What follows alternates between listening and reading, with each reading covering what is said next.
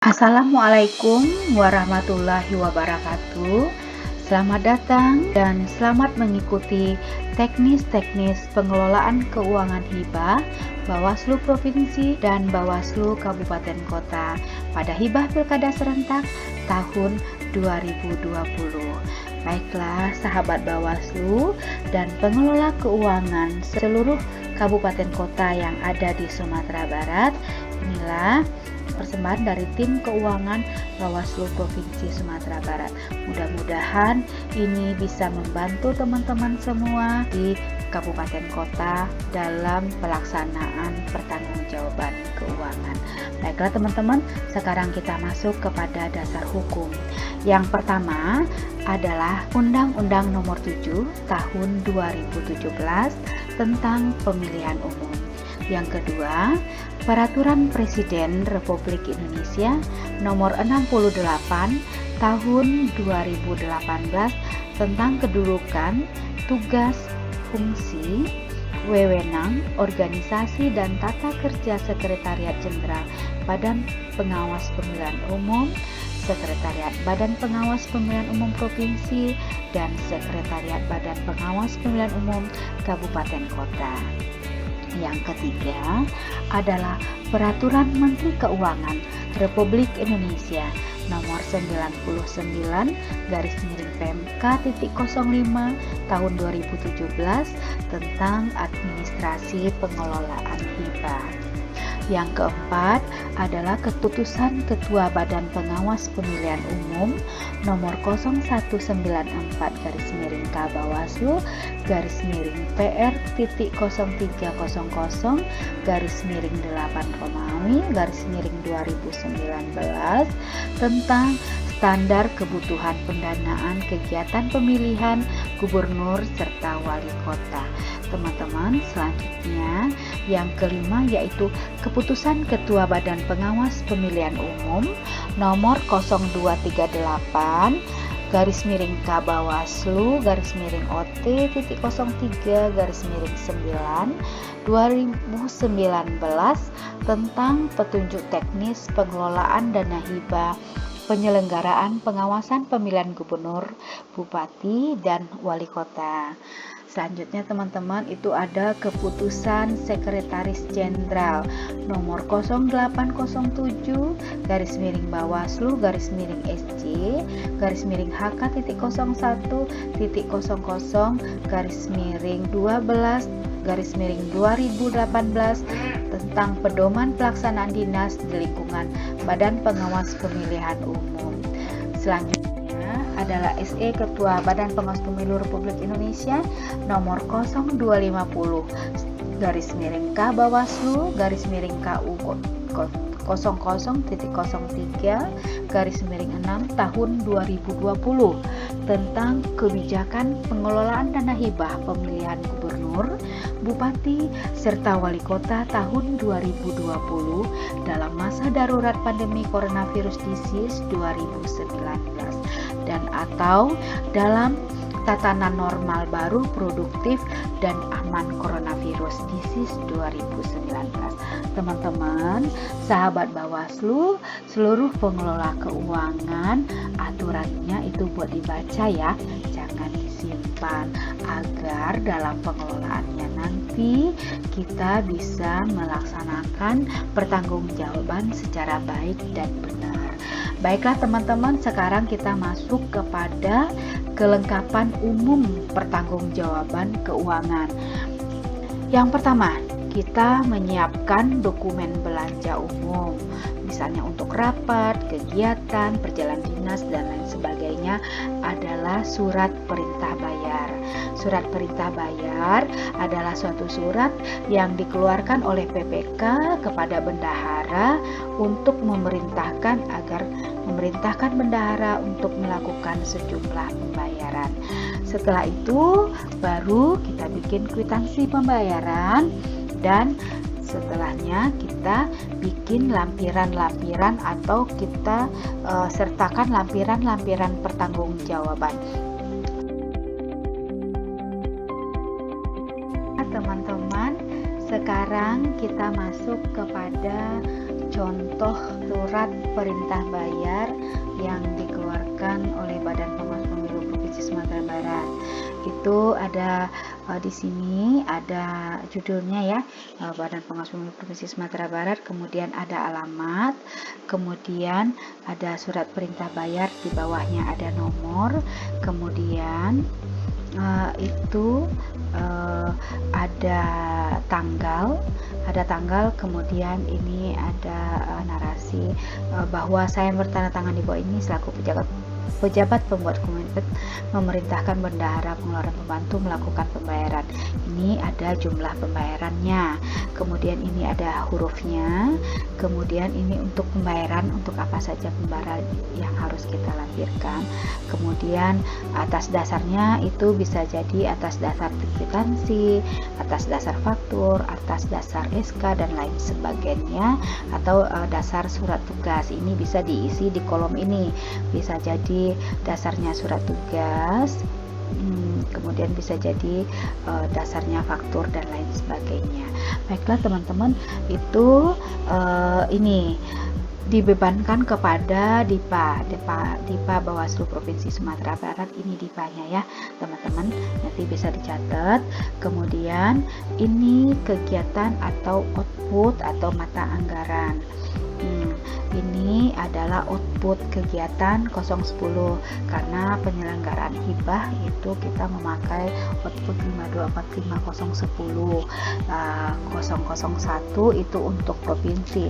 Jadi teman-teman kalau yang 002 yang ini 002 itu adalah untuk kabupaten kota. Sedangkan yang 060 ini itu adalah output kegiatannya, sedangkan yang kode ini adalah kode mata anggaran atau belanja. Kode mata anggaran atau belanja yaitu belanja bahan. Selanjutnya kita lanjut ke bawah. Itu ada pejabat pembuat komitmen, kemudian ada penerima uang ataupun juru bayar, kemudian ada setuju lunas bayar tanggal berapa oleh bendahara pengeluaran. Baiklah teman-teman, kira-kira udah ya. Ini contohnya surat perintah bayar. Untuk formatnya nanti teman-teman yang ada di kecamatan atau di kabupaten kota nanti bisa minta ke provinsi, ataupun nanti yang teman-teman kecamatan bisa meminta ke kabupaten kota. Kemudian kita masuk kepada contoh kwitansi. Baiklah, contoh kwitansi saya pakai yang terakhir ya teman-teman, karena ini contoh kwitansinya. Contoh kwitansi ini adalah contoh kwitansi untuk belanja bahan. 521211 ini kode kegiatannya 5211 atau kode mata anggarannya. Kemudian jenis pengeluarannya itu kita catatkan di sini kode output yang tadi itu 5245, 010, 060 yang A. Nanti teman-teman akan kita pandu juga yang mana yang dimaksud dengan itu dari rencana anggaran belanja. Nanti akan kita bahas pada teknis pembukuan atau teknis pembuatan pembukuan yang akan nanti kita sampaikan di sesi selanjutnya. Baiklah teman-teman, ini format kwitansinya. Kemudian ini ada nomor, kemudian nomor ini adalah nomor pembukuan ya, dan ini adalah tanggal pembukuan. Kemudian ini adalah tanda terima pejabat pembuat komitmen Badan Pengawas Pemilihan Umum Provinsi Sumatera Barat. Kalau di kabupaten kota yang ini nanti teman-teman itu bisa ganti dengan kabupaten pejabat pembuat komitmen Kota Padang, Badan Pengawas Pemilihan Umum Kota Padang dan lain sebagainya, atau teman-teman yang dari Sindung juga boleh nanti mengisi atau mengganti dengan kota masing-masing atau kabupaten kota masing-masing. Kemudian ini ada jumlah rupiahnya, kemudian ini ada terbilangnya, dan ini adalah pembayaran biayanya ya, apakah itu kita bayar untuk biaya khusus rapat pleno dan lain sebagainya. Itu ini ada jumlah pembayaran, kemudian ini ada pungutan atau pemotongan pajak pasal berapa, nanti teman-teman bisa bikin ini pasal 22 atau pasal 21 kalau seandainya nanti itu untuk honor dan lain sebagainya. Kemudian itu jumlah yang diterima, dan di sini itu ada daerah atau lokasi misalnya ya, tempat kita berdomisili, kemudian kita isi ini bulan, kemudian tahun yang menerima, kemudian tanggal yang membayarkan oleh bendahara pengeluaran dan pejabat pembuat komitmen.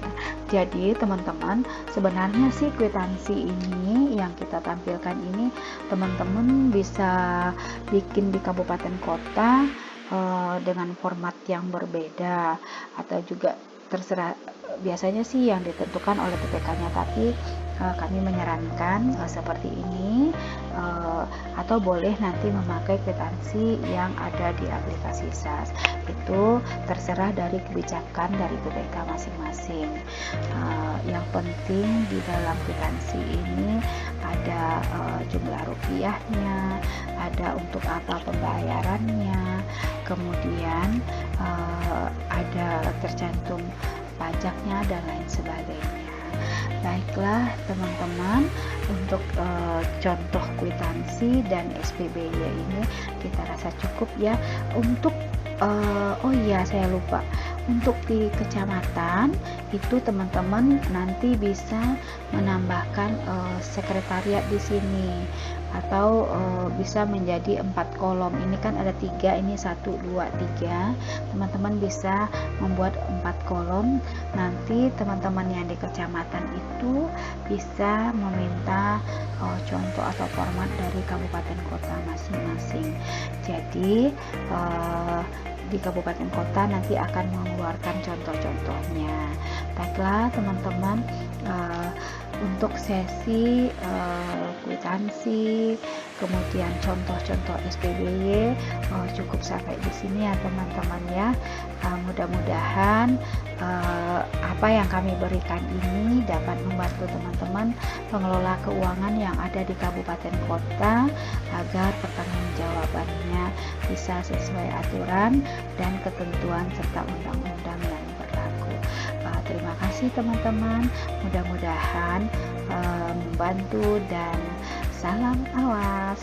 Sekarang kita akan bahas dulu lampiran-lampiran pertanggungjawaban untuk contoh SPBY, kwitansi dan sebagainya. Itu akan nanti kita bahas di dalam teknis pembukuan.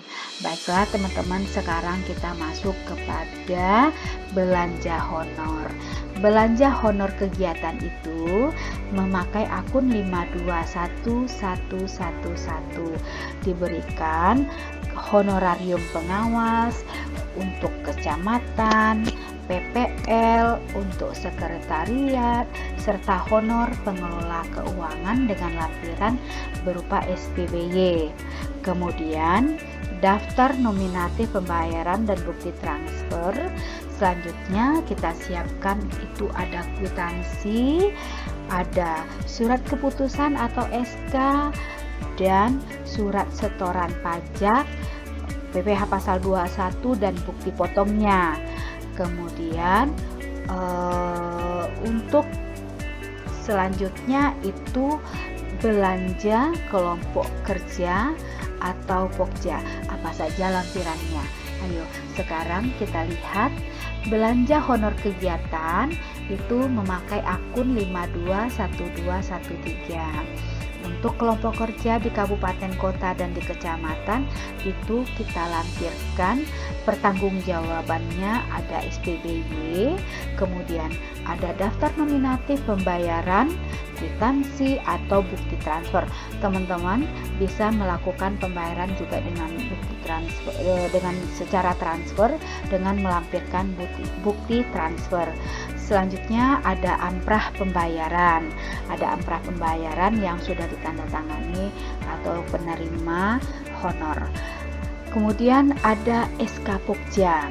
SK Pokja itu diberikan kepada orang-orang yang melakukan kerja di dalam tim untuk Pokja. Jadi banyak Pokja yang ada di dalam tahapan pengawasan kita, ada mengenai tahapan pengawasan, ada pungut hitung, ada gakumdu dan lain sebagainya. Nanti teman-teman bisa lihat di rencana anggaran belanja atau di RAB. Kemudian apalagi lampirannya yang harus kita lengkapi adalah surat setoran pajak atau SSP pasal 21.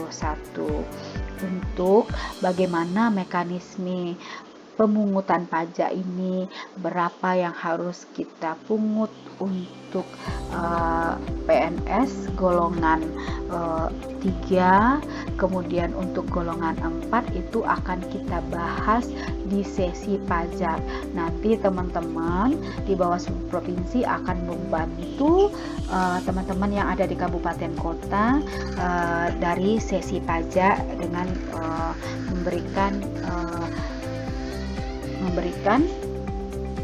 memberikan atau mengeluarkan pembelajaran seperti ini. Mudah-mudahan nanti bisa membantu teman-teman. Kemudian selanjutnya bukti potong PPh pasal 21 dan laporan Pokja. Teman-teman, laporan Pokja ini memang mutlak adanya dan teman-teman harus membuat laporan Pokja itu sesuai dengan aturan yang berlaku. Nanti kami akan bantu dari provinsi untuk teman-teman yang ada di kabupaten kota bagaimana cara membantu cara membuat atau membuat laporan Pokja yang sistematis. Mudah-mudahan nanti teman-teman bisa terbantu ya. Nanti kita akan susun juga berdasarkan sesi pembuatan laporan Pokja bersamaan dengan cara membuat laporan kegiatan dan bagaimana cara membuat laporan perjalanan dinas. Karena dari beberapa hasil pendampingan atau verifikasi kita ke kabupaten kota, teman-teman yang di kabupaten kota itu perlu kita perbaharui atau kita bina untuk bagaimana cara membuat laporan perjalanan dinas yang bisalah diandalkan gitu ya teman-teman ya. Selanjutnya adalah belanja sewa. Belanja sewa itu memakai akun 52141 untuk sewa ruang dan kantor, mobiler, sarana dan prasarana. Sebenarnya itu lampiran sewa gedung dan sewa sarana prasarana hampir sama sih, tapi teman-teman bisa lihat. Baiklah, kita lihat ya apa aja itu lampiran sewa. Yaitu ada SPBY, kemudian bukti pengeluaran atau kwitansi yang bermaterai cukup. Kemudian surat perjanjian sewa yang ditandatangani oleh PPK Bawaslu Kabupaten Kota atas nama KPA, atau kemudian dokumentasi ruangan. Ini dokumentasi ruangan atau kantor itu jangan lupa ya teman-teman ya. Di kabupaten kota untuk melampirkan dokumentasi ruangan di dalam lampiran pertanggungjawaban sewa gedung.